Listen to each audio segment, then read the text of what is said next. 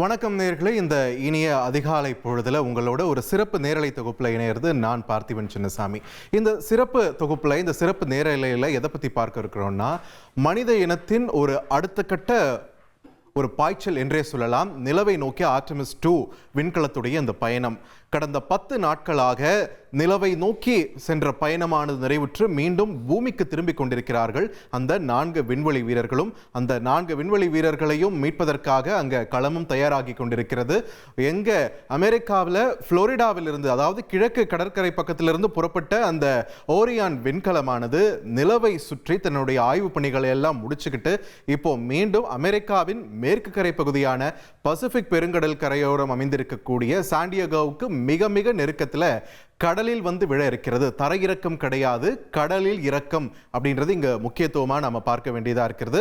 தற்பொழுது நம்முடைய நீங்க திரையில பார்த்து கொண்டிருக்கக்கூடியது பாத்தீங்கன்னா நாசா தரப்பிலிருந்து வெளியிடப்பட்டிருக்கக்கூடிய ஒரு விஷுவலைஸ்டு காட்சிகள், சித்தரிக்கப்பட்ட காட்சிகள். ஏன்னா இந்த நேரத்தில் அந்த விண்கலமானது மணிக்கு 40,000 கிலோமீட்டர் வேகத்துல பூமிக்குள்ள நம்ம அட்மாஸ்பியர், நம்ம காற்று மண்டலத்தை தாண்டி உள்ள வந்துகிட்டு இருக்கு.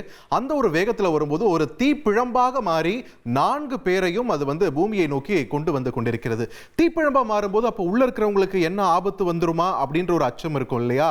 அதற்கும் இந்த ஆர்டெமிஸ் திட்டம் ஏற்கனவே பதில் கண்டறிந்துதான் வெளியில பாத்தீங்கன்னா ஒரு 2750 டிகிரி செல்சியஸ் என்ற அளவில் வெப்பம் இருக்கும். ஆனால் உள்ள ஒரு ரூம் டெம்பரேச்சர் அளவில் தான் உள்ள இருக்கக்கூடிய யாருக்குமே எந்த ஒரு அந்த வெப்பமும் உணராத வகையில் தான் இந்த விண்கலம், ஓரியான் விண்கலமே கூட வடிவமைக்கப்பட்டிருக்கு. ஸோ உள்ள இருக்கக்கூடிய 4 விண்வெளி வீரர்களுடைய பாதுகாப்பையும் உறுதிப்படுத்தக்கூடிய அதே நேரத்தில் அவங்க ஒரு அதிவேகத்தில், அதாவது என்ன சொல்றது, 40,000 கிலோமீட்டர் மணிக்குன்றதை நினைச்சு பாருங்களா, ஒரு வினாடிக்கு 11 கிலோமீட்டர் அப்படின்ற ஒரு வேகத்தில் வேகமா தரையிறங்கிட்டு இருக்காங்க, பூமியை நோக்கி வந்து கொண்டிருக்கிறார்கள். நம்மளுடைய காற்று மண்டலம் உங்களுக்கே தெரியும், நிறைய பேர் வந்து இந்த விண்கல் மாதிரியான விஷயங்கள்லாம் நம்மளுடைய மண்டலத்திற்குள்ள நுழைஞ்ச உடனே எப்படி பஸ்பமாயிடும் இல்லைங்களா? அந்த மாதிரி இதுவும் வெளியிலிருந்து, விண்வெளியிலிருந்து மீண்டும் நம்மளுடைய அட்மாஸ்பியருக்குள்ள வரும்போது மிக அதிக வெப்பத்தை ஒரு தீப்பிழம்பாக அது மாற்றி இருக்கிறது. ஸோ அதிலிருந்து அவங்க வந்து பத்திரமாக இங்க பூமிக்கு, கடலுக்கு மிக நெருக்கத்தில் வரும்போது என்ன ஆகும்னா அதோட ஸ்பீடானது குறைக்கப்படும் அப்படின்னு சொல்றாங்க. அந்த ஸ்பீடை குறைப்பதற்காகவும் பிரத்யேகமாக பாராசூட்டுகளும் இணைக்கப்பட்டிருக்கின்றன. அந்தந்த நேரத்தில் அது நடக்கணுன்றது சரியான திட்டமிடலுடன் செயல்படுத்தப்பட்டு கொண்டிருக்கக்கூடிய இந்த ஆர்டெமிஸ் 2 திட்டம் சரியாக 5:37 மணிக்கு கடலில் இறங்கும் என்று ஏற்கனவே இது திட்டமிட்டப்பட்டு படிதான் அந்த பாதையில தான் ஆர்டெமிஸ் 2 பயணப்பட்டு கொண்டிருக்கிறது. 4 பேருடைய பாதுகாப்பையும் உறுதிப்படுத்தி அவங்கள பத்திரமா மீட்டு வருவதற்கான பணிகள், அவங்க எந்த இடத்துல விழ போறாங்கன்றது முதற்கொண்டு துல்லியமாக பணிகளானது மேற்கொள்ளப்பட்டு அந்த இடத்துல வந்து அவங்களுடைய பாதுகாப்புக்காக படகுகளோ அவங்கள மீட்டு கொண்டு போறதுக்கான கப்பலுமே கூட அங்க தயார் நிலையில் இருக்கு. இந்த 4 பேரும் ஒரு சின்ன அறையில தான், ஒரு 33 சதுர அடி என்ற அளவில் இருக்கக்கூடிய ஒரு சின்ன அறை தான் அந்த கேப்சூல். அந்த கேப்சூலுக்குள்ள கடந்த 10 நாட்களாக அவர்களோடு மேற்கொண்ட ஒரு பயணம், நிலவை சுற்றி அவர்கள் மேற்கொண்ட ஆய்வு, அது எல்லாமே முடிவுக்கு வந்து தற்பொழுது பூமிக்கு வெற்றிகரமாக திரும்பிக் கொண்டிருக்கிறார்கள். இதுல ரொம்பவே இந்த திக் நிமிடங்கள்னு சொல்லக்கூடிய நிமிடத்துல தான் நாம இருக்கோம். இப்போ நீங்க திரையில பார்க்கிறீங்க இல்லைங்களா, அந்த பாராசூட் விரிஞ்சது வருது, அதெல்லாம் இதெல்லாம் சித்தரிக்கப்பட்ட காட்சிகள். இப்படிதான் அந்த ஓரியன் விண்கலம் பத்திரமாக கடலில் இறங்க இருக்கிறது அப்படின்ற நாசா வந்து ஏற்கனவே வெளியிட்ட காட்சிகளை தான் நம்ம பார்த்திருக்கோம். இதையே தான் அவங்க எக்ஸிக்யூட்டும் பண்ண போறாங்க. இதுக்கு முன்னாடி சுனிதா வில்லியம்ஸ் வந்து பூமிக்கு தரையிறங்கின போது இதே மாதிரி கடல்ல வந்து விழுந்து அவங்களை வந்து மீட்டு கொண்டு போன காட்சிகளை நீங்க பார்த்திருப்பீங்க, உங்களுக்கு ஞாபகம் இருந்திருக்கும். அதே மாதிரி தான், அதே பாணியில தான் தற்பொழுது இவங்களும் மீட்டு கொண்டு வரப்பட இருக்கிறாங்க. ஆனா இது என்னன்னா, ஒரு விண்வெளி நிலையம் இருக்குது இல்லையா, அந்த விண்வெளி நிலையம் நமக்கு மிக மிக அருகில் இருக்கக்கூடிய ஒரு இடம். அதையும் தாண்டி நிலவு அகண்ட வெளியில ஒரு ஆழ்ந்த விண்வெளி பரப்புல பயணப்பட்டுட்டு நிலவின் பிற்பகுதியை மனித கண்கள் இதுவரை பார்க்காத, அதாவது இதுக்கு முன்னாடி போன ராக்கெட்ஸ்ல, இதுக்கு முன்னாடி போன ஷட்டில்ஸ் அதெல்லாம் போட்டோ எடுத்திருக்கு. ஆனா மனிதர்கள் அந்த பகுதிக்கு போனது கிடையாது, மனிதர்கள் அது கண்களால் பார்த்தது கிடையாது. அதையெல்லாம் சாத்தியப்படுத்தி இருக்கிறது இந்த ஆர்டெமிஸ் 2 விண்கலம். தற்பொழுது நீங்க திரையில் பார்த்து கொண்டிருப்பது அந்த ஆர்டெமிஸ் 2 ஓரியான் விண்கலம்.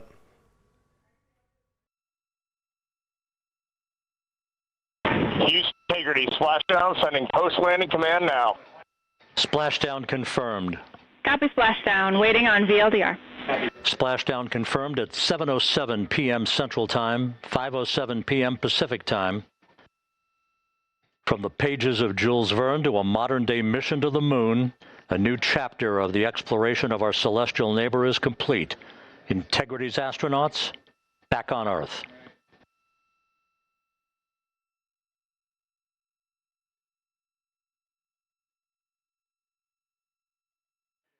And the landing and support officer reports the vehicle is stable 1. நேயர்களே, நாம இப்ப திரையில பார்த்து கொண்டிருப்பது ஒரு வரலாற்று சிறப்பு மிக்க ஒரு முக்கியமான ஒரு தருணத்தை பார்த்துக்கிட்டு இருக்கோம். ஏன்னா 54 ஆண்டுகளுக்கு பிறகு நிலவை நோக்கி மனிதர்கள் பயணப்பட்டார்கள் அப்படின்றதையும் தாண்டி விண்வெளியில இதுவரைக்கும் போகாத தூரத்தை அடைஞ்சிருக்காங்க 4 விண்வெளி வீரர்கள்.